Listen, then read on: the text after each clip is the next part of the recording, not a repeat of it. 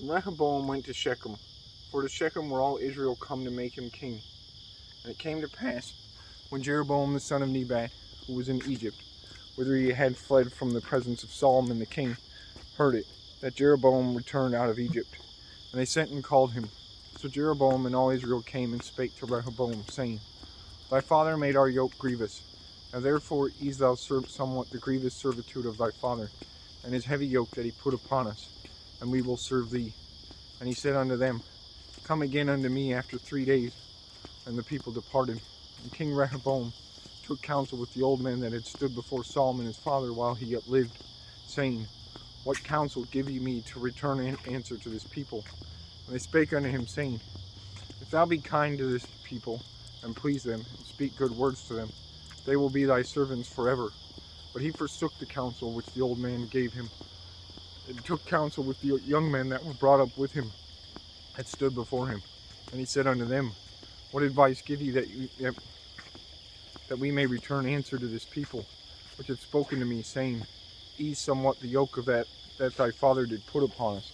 And the young men that were brought up with him spake unto him, saying, Thus shalt thou answer the people that spake unto thee, saying, Thy father made our yoke heavy, but make thou it somewhat lighter for us.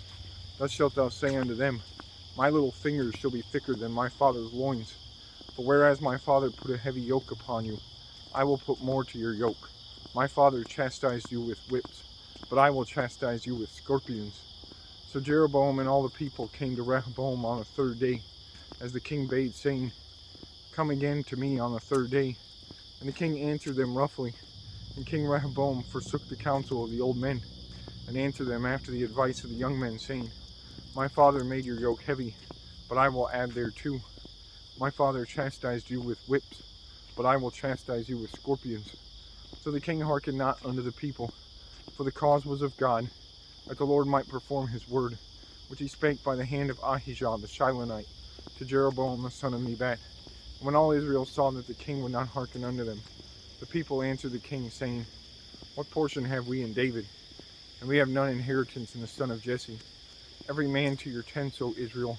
And now, David, see to thine own house. So all Israel went to their tents.